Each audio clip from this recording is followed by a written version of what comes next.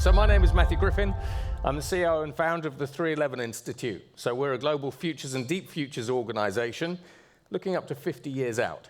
So I work with actually every Middle Eastern government, basically. So for example, in Riyadh, they want 30% of all global trade to eventually go through the kingdom. I work with organizations like DP World. I work with the local ports and infrastructure organizations, companies like Hapag-Lloyd, Maersk. I work with the US government as well as other governments around the world, basically when we talk about the future of supply chains and infrastructure. And I work with European organizations like Siemens, where we're trying to move incredibly heavy assets basically around the planet in increasingly turbulent times. So what I want to try to do basically with this little sort of presentation that I've put together for you is show you a future of supply chains, logistics, and fleets that you might not have actually considered. So bringing in different perspectives. Now, this is not a surprise. in today's times, in the 1970s, the United States military coined this phrase, VUCA, volatile, uncertain, complex, or chaotic, as it's also sometimes dubbed, and ambiguous. Today, we've added this MAX acronym because increasingly a lot of the changes that we see are massive. They are global in nature. They are system level. So if you think about the decline of US hegemony and the rise of China, increasingly basically you see two superpowers that are trying to rival one another for the dominance of the future. Everything is accelerating. We've seen that with artificial intelligence, but also the pace of change. If you have a look at geopolitics and the fallout from that, the change itself is accelerating. And this is causing problems because it used to be the case that you had 10 years to see something changing like a technology, consider what it might do for you and your organization, develop a plan and a strategy, and then implement it. Now, you're lucky if you have 2 days, especially when we think about the world of tariffs and so on and so forth. And then the change is exponential because we can disrupt the planet quicker than ever before. And exponential technology basically is now front and center basically for every organization's priorities. Now, when we think about this VUCA Max world, we talk about the future of artificial intelligence.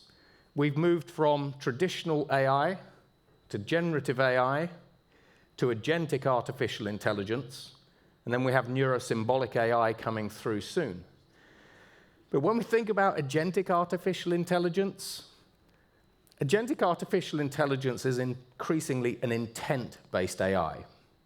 You ask the artificial intelligence to do something for you, it understands what you want it to do, and it then figures out how to do it, the resources that it needs, and what it needs to pull in to get that job done. Whatever the job is, whether it's quoting, basically whether it is optimizing supply chains, basically whether it's rerouting, fleets, whatever it happens to be. But this technology is increasingly strange. It's been trained on human data, so increasingly it's behaving in a human-like way. And recently, if you've ever followed Maltbook, which is an agent network, these AI agents created their own religion. And they called it the Crustafarian religion. So when we talk about the weird world that we actually live in, here we are at a Lobster summit, and here I am talking about an artificial intelligence that has actually created a lobster-based religion. And if you want to learn more about it, just scan the QR code and you can learn more about what this religion is. So we live in very, very weird and uncertain times. Now, it used to be the case that governments basically would take years to decide to do something. And that's still the case when we talk about the speed of change. But increasingly, we're seeing whipsaws. Increasingly, some organizations and some governments are actually changing their minds in a day. We saw that with tariffs when the President of the United States was talking about Greenland. On the Sunday, Europe was going to be hit with 10 to 15% tariffs. On the Monday and Tuesday, those threats went away. When we think about the pace of physical change, if you're running a port out of Ghana, for example, It's a 50-year investment. You can't change physical assets and infrastructure very quickly, which kind of gives us this sort of problem when we think about how supply chains are reconfiguring along political lines. And then when we actually think about digital, when ChatGPT-5, when GPT-6 is released, it takes 69 milliseconds for the new AI to be available everywhere on the planet. So whatever these new artificial intelligences are capable of doing, 69 milliseconds later, everyone, your company, but also your competitors and entrepreneurs around the world have access to these AIs. And ChatGPT has an IQ of 155 and 1,000 times more general knowledge than any human. When we talk about AI agents, we can get about 1,000 working together, and that's today. And we accelerate from here. In addition to this, I think most organizations only see about 30% of the future. And it's not the 30% that's necessarily going to hurt you or disrupt you, although it could be annoying. It's the 70% of the things that you don't see that affect your business plan and your strategies. So, for example, things like humanoid robots. But when we actually think about supply chains and cyber, 18 months ago, we saw the development of the first fully autonomous cyber weapons systems. And 64% of cyber attacks come in through supply chains. Now, when we actually think about North Stars, how do we actually try to denoise the future? How do we try to get rid of all of the headlines so that we as businesses and individuals can focus on the things that actually matter to us over the longer term? So I have a strategy that I call the anchoring constant strategy. It's the innate behavior of systems that are always true under almost all conditions that persist across time. So how do we simplify geopolitics, for example? What are the constants over time that politicians care about? Politicians care about control. What's happening in the Middle East at the moment is essentially about control. Governments will care about GDP growth. The United States government wants to hit 5 to 6% GDP growth this year. So everything that they're doing is trying to actually make that happen. National security, the reason why the majority of governments are doing something is increasingly because of national security.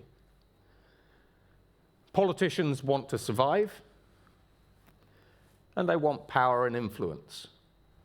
These are the North Stars. These remain true today. They remain true in the next 20 years. So when you're starting to try to reconfigure your supply chains, when you're trying to develop your company strategies, this is what you pay attention to. You follow the trend lines, not the headlines.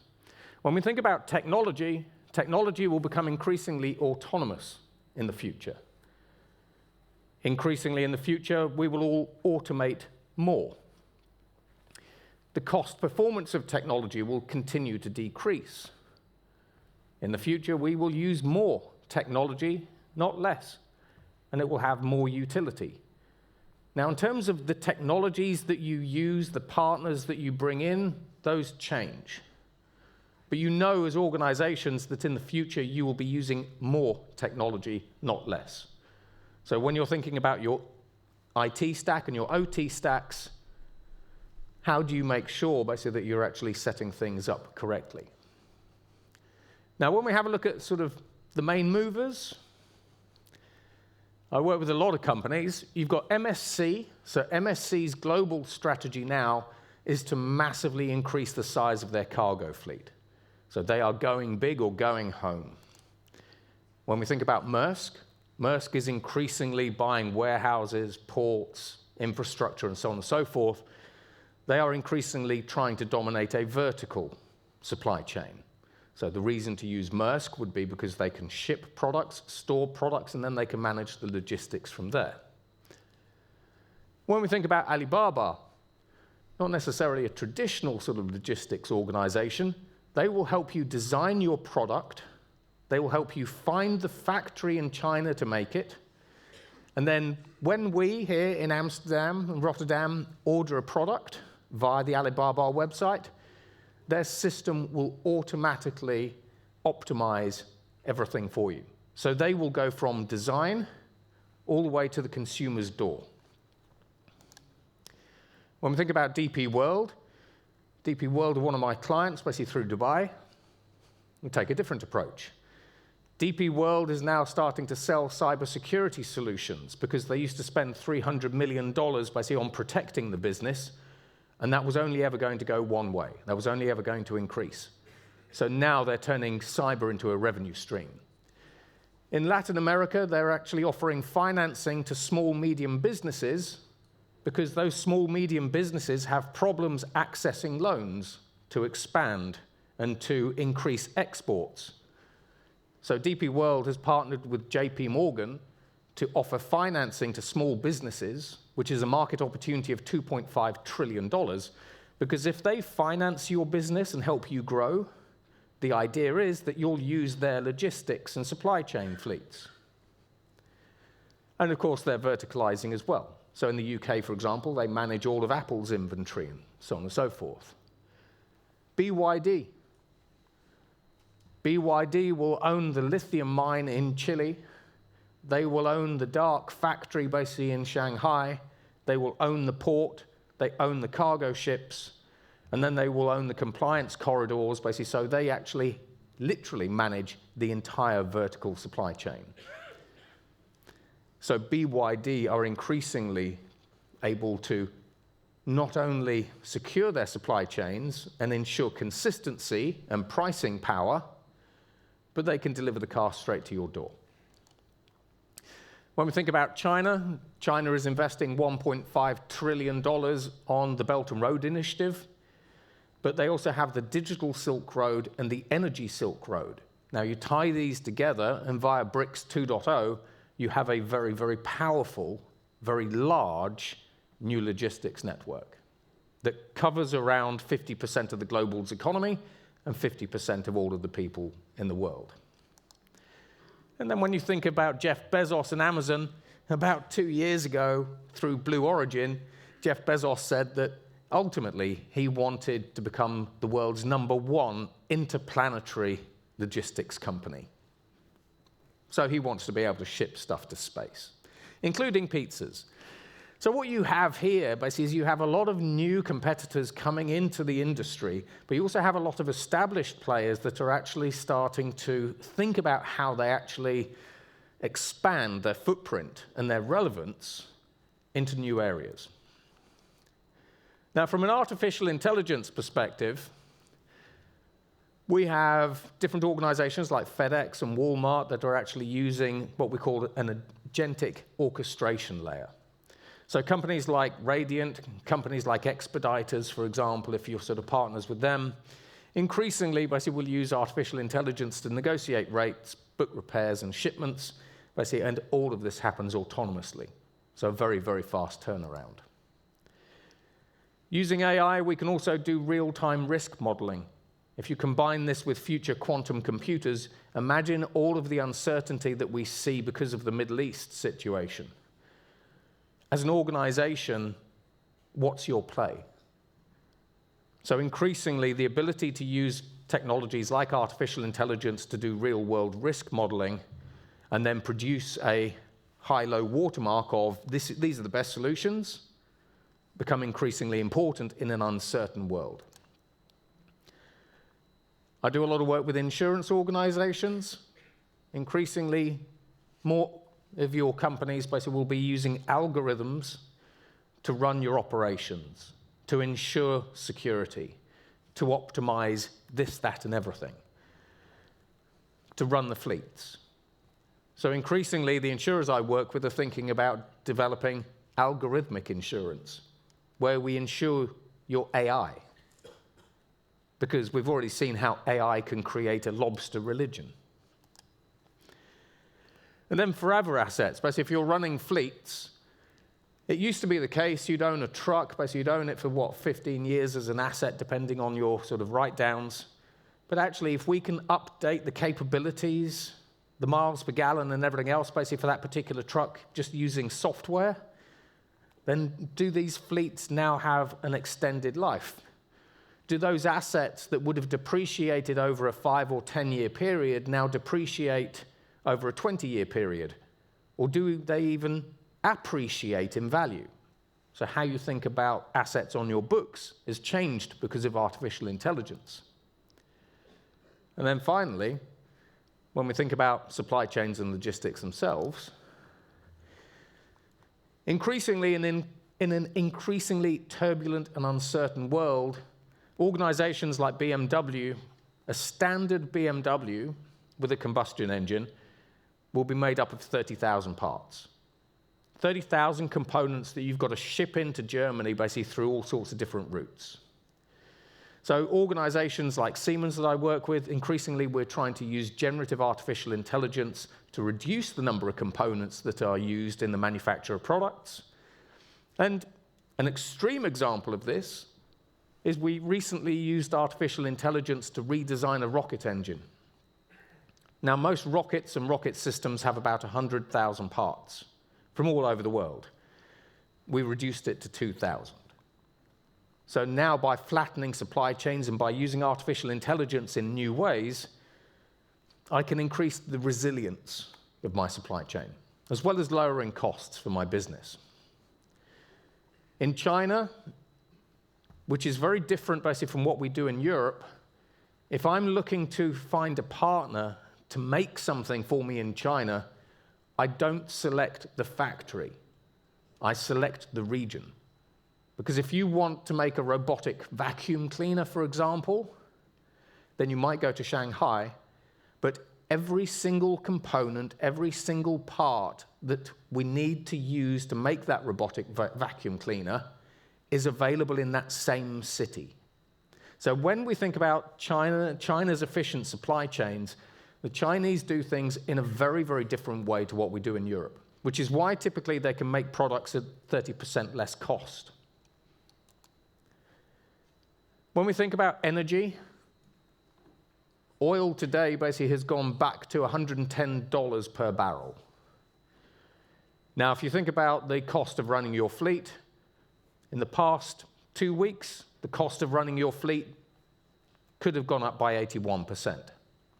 So when we think about renewable energy technologies, so this is hydrogen, ammonia, this is wind, this is solar, this is hydro.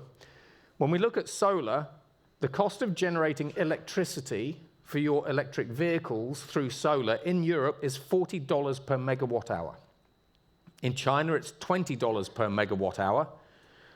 But because we see new solar technologies coming through, very soon we can see a point in time where the cost of generating electricity using solar panels is almost zero, because we have solar panels coming through that are 80% energy efficient, which is a story for later. But if you're running an electric vehicle fleet and the cost of electricity generation is dropping to zero, and it's a consistent price, and we don't have these oil and gas whipsaws, is that a benefit to your business? Despite the fact that in the US administration is drill, baby, drill. Now, in addition to that, if you are running an electric van, for example, then typically, basically, you can end up tying that van basically to the grid. You can provide battery backup to the local Dutch grid, and you can get paid for that. And in this particular case, each van roughly is worth about $1,250 per year because you're providing battery boost to the grid. So as opposed to oil prices whipsawing, now you can actually start making money out of your assets, because increasingly, from a fleet perspective, you are running technology on wheels.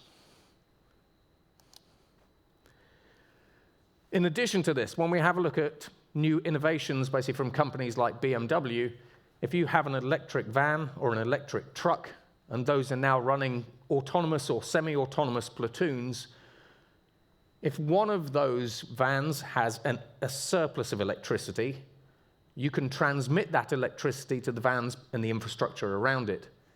and you can sell it.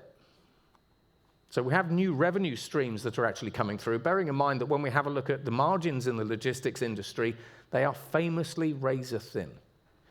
So what happens basically when new technologies actually give you the opportunity to generate new revenue streams?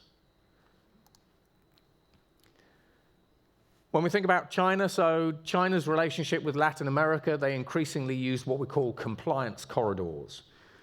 So this is where all of the customs is done in China, and then as the products actually roll off at the port in Peru, for example, they've already cleared customs.